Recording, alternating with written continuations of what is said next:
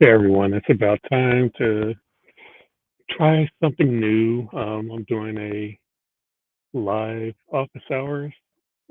Basically, any questions you have regarding the journey to tech, whether it's questions about uh, programming issues or uh, career advice, or anything you'd like to ask, feel free to. Um, Trying to improvise and cobble together a piece. I'm using StreamYard for um, for the for the stream, which is going to YouTube, Facebook, and Twitter. Twitter does live video. Unfortunately, I can't make it handle. I would love it if I could just create a Twitter space from StreamYard. Of course, Twitter spaces are audio only and not video, but bear with me. I'm going to be watching my notifications for any questions. If anyone wants to come on board and talk directly, I'll send you an invite link so you can join in. And actually, you know what? I will just post the invite link, and you can come on board, and um, we'll bring you on stage so you can talk, or audio only, however you want to do it. Just give me one moment.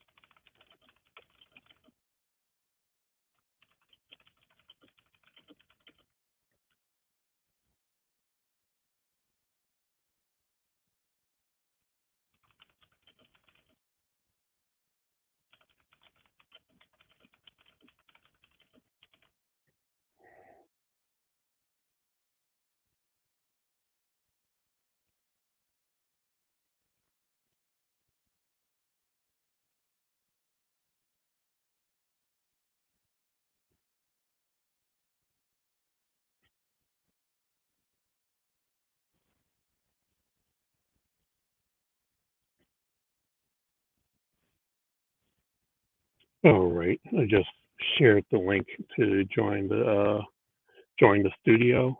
Again, like I said, it's something new. Hopefully, even if we don't get a lot of participation this time, we can work out the kinks and try again. I'll be here from 12. Um, I have to run an errand at 1:30, so I'll be here from 12 to 1:30 or 1:15. Um, Let me.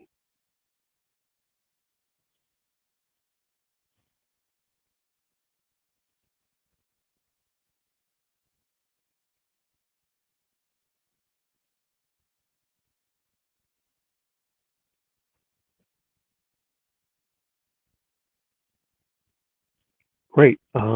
Thanks uh, to our commenter.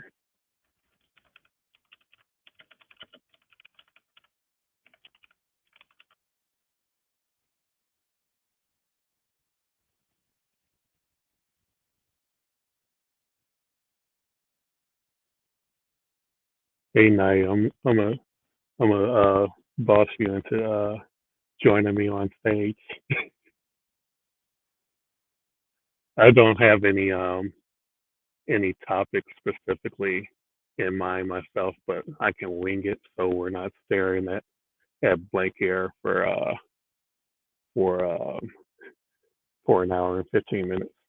Actually, I had a great conversation earlier today. Let me share this thread with you.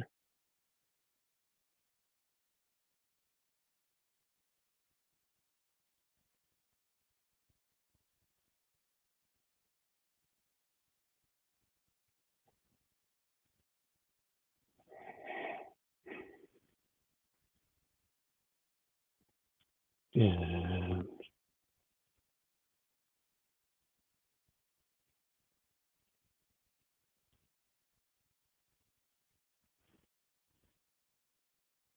here we go. So, uh, Nicholas Walker posted, and this has been a common theme on um, on Black Tech Twitter and Twitter communities in general. It's like, why do we need these algorithm quizzes, to get a basic web development job, or working on your company's internal finance app? And that's a great question. And I think what it comes from is, you know, uh, when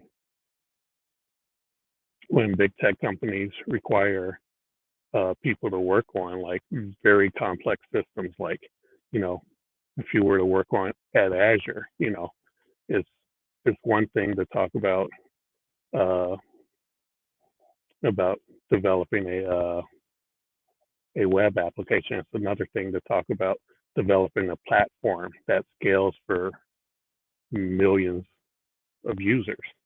And so, in order to do that, you need to have some kind of baseline for your for entry into that role. Um, and what I've noticed is sometimes, you have so many applicants to any given role or opening at these big tech companies, and not enough space to bring them all on board. So if we can use this these complex algorithms as a screen, more or less, um, because it does test to a degree your knowledge of of the of the of the foundations. Like for an example I gave is, like asking someone to implement the traveling salesman. Well, what you would know with that foundational knowledge is that the traveling salesman is a graph algorithm. You need to understand how to implement, how to use graphs in programming. And it's funny because like 2 days ago, or yeah, Sunday, I just finished my discrete math course, and you know, like like I learned that knowledge uh, of okay, how to use graphs, how to the concept of the minimal spanning tree, and algorithms that that solve that problem. So it's not necessarily that you're they're trying to like pop a quiz on you. They're trying to see, do you even know how to approach this problem, let alone do you know, would you be able to solve it? Like if you know the approach, like most of the time, you just you like in your workday, if I need to solve this, I'm going to look for an implementation of the algorithm rather than like type it from memory. And that's more or less the ideal of it. Like, do you have this foundational knowledge? Like, you know, uh, in the realm of whiteboard coding, um, I think if you're writing code, you're already behind the eight ball in terms of answering the question. If you can explain to your interviewer in plain English how you would approach it, and they understand. Hey, yeah, he's got it, she's got it. Um, that's the end of the question. You can move on. I've been in that situation where I've answered a question like just verbally, and they moved on, and then like they're like, okay, well, here's a harder question, and that one I didn't necessarily could explain it verbally, so they're like, okay, well, write it out for me. Also, I would say you need to write in pseudocode rather than writing, trying to write compilable code on a whiteboard.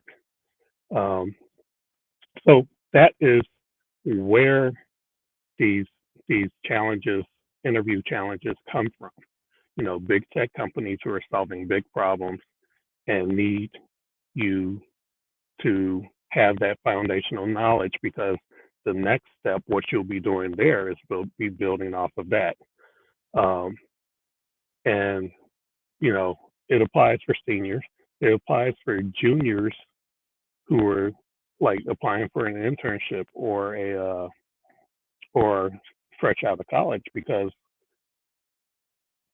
that's almost the only thing you can verify is, do they have this knowledge. And and so for there's not a lot of other credentials beyond, yeah, I just got this degree. Okay, well, what do you know because of that degree?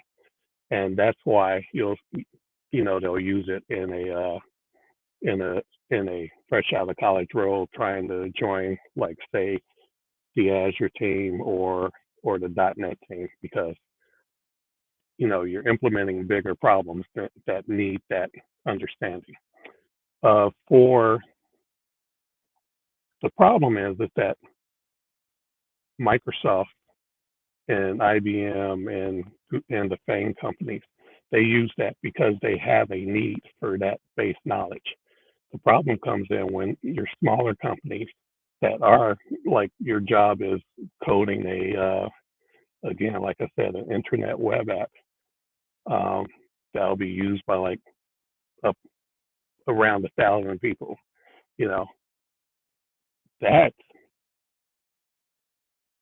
in that scenario, when they're using those techniques, it feels like a little cargo cultish. And what I mean there is that um, there was a tribe in Polynesia, or the South Pacific, who observed. They lived around a military base, and they observed all the activities that go on, like, the air traffic controller, the people on the fields waving in with headphones. And they saw that when they did this, these giant creatures would come from the sky and deliver goods in their bellies. Um, and when the military moved away, the field was still there, and they tried to recreate what they saw as a ceremony to to to replicate that same success. They saw the ceremony, but didn't um, understand the reasons behind it, or why that happened as a result of their activities. So when you have smaller companies copying the things that larger companies do without understanding why they're doing it, it's not going to end in the same result.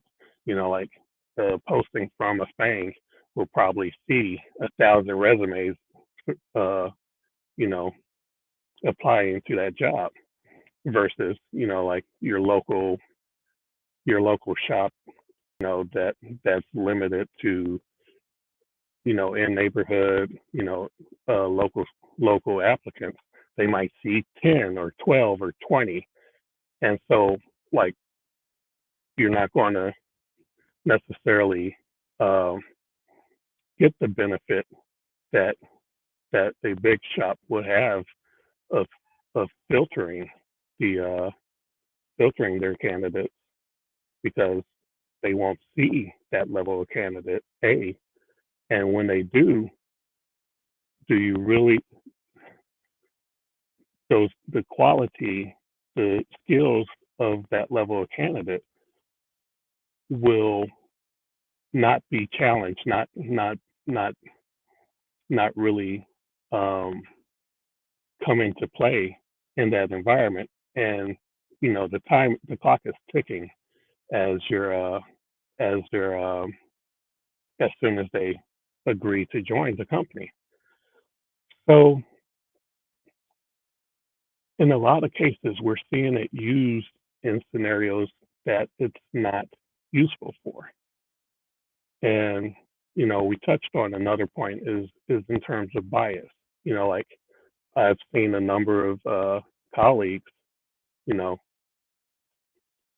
who aren't necessarily as melanated as myself, who um, who have told me I've never had to do a whiteboard interview, never in their entire career, and they've worked at the FANG companies at Microsoft, and that's troubling because what that tells me is that the same criteria isn't being applied across the board, and you know, for someone to say never, that means that means that says a lot. That bias is coming into play as to whether or not you even get a whiteboard coding question, and then like beyond that, what kind of questions are asked? Like will you ask a more challenging question because the candidate doesn't look like what you typically see in these roles? And so you know that is also problematic. If if the role actually requires that level of competency, that level of skill, yes, maybe you should use it. But what we broke it down to is like it should be used across the board. The same questions or the same class category of questions should be asked to all candidates rather than leaving it up to the discretion of the interviewer. Um, but yeah, that's my soapbox for today. If I'm not seeing any responses on the thread, no one's asking questions. I've shared the link. I saw a few posts in the chats on Twitter and Facebook, but yeah, it's pretty quiet. So I'm gonna sit around and uh, give a few moments for people to filter in. Uh, but yeah, I think like we'll just keep showing up here weekly until people show up and start participating. Then I guess I'll prepare more content to talk about so that we can spark conversation. But again, if anyone wants to join in, I posted the link on Twitter to jump into the studio. You don't have to turn your camera on, but yeah, it'd be great to. Oh, no problem. Thanks for Naya. Thanks for uh, being my one of two visitors to this live stream.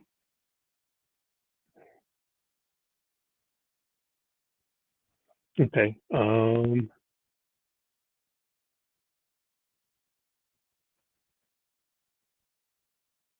Okay. I'm interested in learning more about that. Let me post the stream here so anyone in viewing right now can actually join if they want to.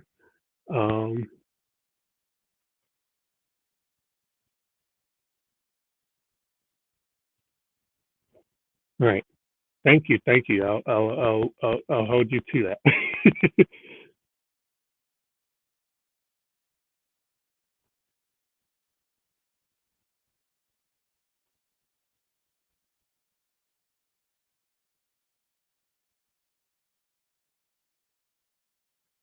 Oh yeah, yeah. I think that's where it started from. You know, like if you're hiring from college, you have that's the only thing you can really verify. That's because there's no experience beyond a degree. Um, but you know, like for mid roles and junior roles, you know, like there are companies that are use like acknowledging alternate paths and using them as a way to uh, be more inclusive. You know, not everyone finished a 4 year degree. Me myself, I uh, I started my career before I completed my degree. I did attend school, but you know, like stopped short of going into really advanced CS, which you know, in retrospect, you know, kind of changed my career path. You know, like I think if I finished my degree back then, I would have had a higher, more accelerated trajectory. But like I mentioned in the thread that I shared, you can still like build a career and make great money um, without a degree. You know, like self-taught, you know, boot camp, however you go about it. But there's a cap definitely unless you have that advanced knowledge that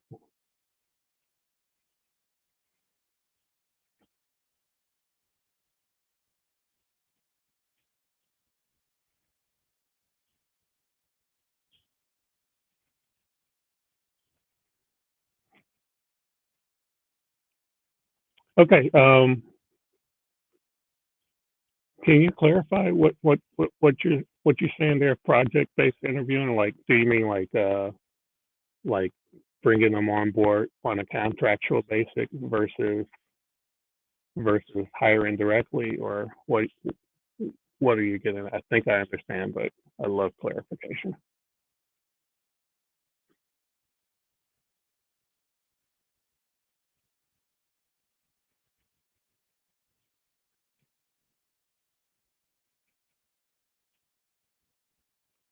Okay.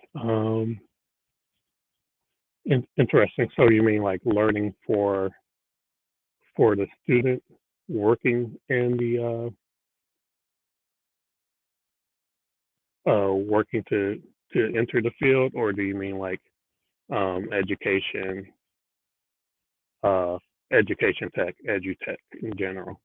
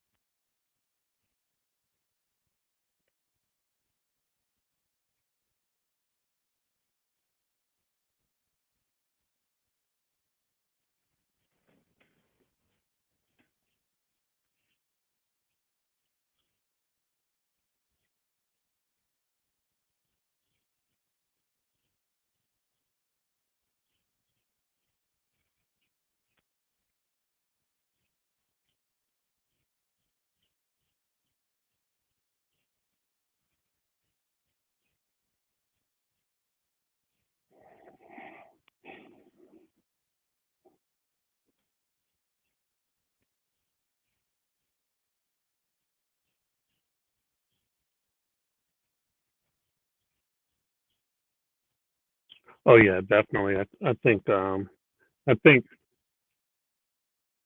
you know across tech, it's difficult to really like identify um, and when you say skills, I've read a lot about competency based hiring. So where you identify what, like you said, what skills they have that are required of the job or would be required and would be desirable in someone joining the role and being successful, and identifying what those are, and not even like, like, oh, you need 3 years of JavaScript. I mean, 3 years says nothing. One person's 3 years. Like someone used to mention, do you have 3 years of JavaScript or do you have 6 months of JavaScript repeated 5 times? You know, um, or whatever, 6 times, I guess. Six is my math is off right now. Anyway, so like, what do you feel a candidate will have gained in those 3 years in terms of what your role needs? Like, do they need to know like debugging and multi-threading, or whatever is necessary to be successful in that role, and identifying that and calling it out and interviewing for those specifically is tough. So, like, it's easier to just fall back on the tried and true. Hey, let me ask you an algorithm question and and see if you could answer it on the spot under pressure, with a room full of strangers staring at you. I've seen a lot of, bad hiring practice and interviewing practices, and I've seen some amazing ones that work very well and are obviously well thought out. And of course, like, most of them fall in between of, like, you know, sometimes they will, like, have some bad practices, but they'll also have some good practices mentored in. But yeah, I think, there is a way to objectively um, assess a candidate with a series of questions that give you a yes no answer on them. Like, um, you know, do they know how to uh, do they know about callbacks or promises? Do they know how to do multi-threading in JavaScript? Do they know how to create a React view? Because we're using React here, and we need that. And like, you can ask questions that will give you a yes no answer, and then it becomes much more objective than these gut feel questions, or asking them to design and implement uh, uh, a UI on the spot. I think we can definitely uh, provide a more inclusive, more objective, more uh, like, friendly and welcoming interview process than what's common practice in the industry right now.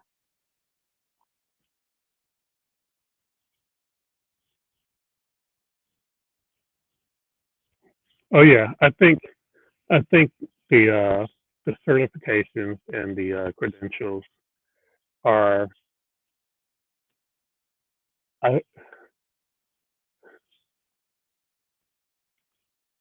I don't think, like, you can really just rely on those solely as a filter or a screen for if this is a good candidate.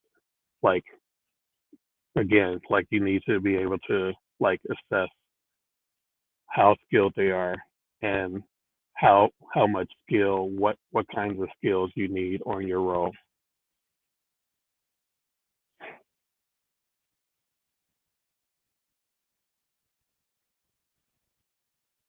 Oh, thanks, Yasmin. I'm looking forward to it as well. Thanks for jumping on board.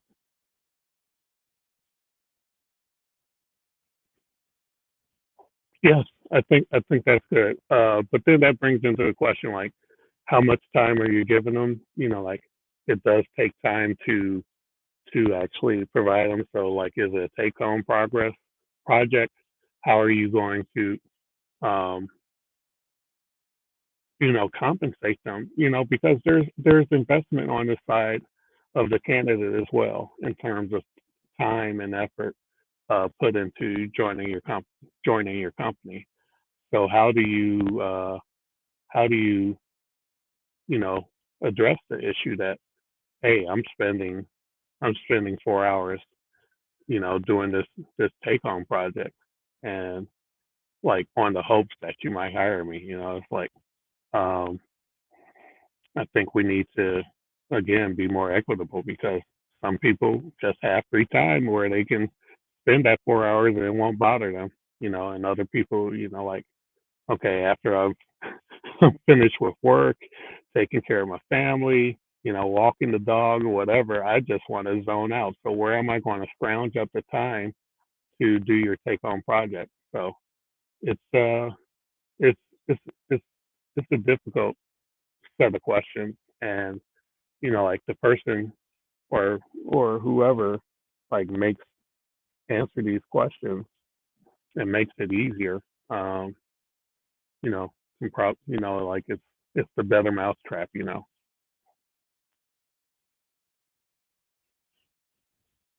All right. See you next week, Naya. Same bad time, same bad channel.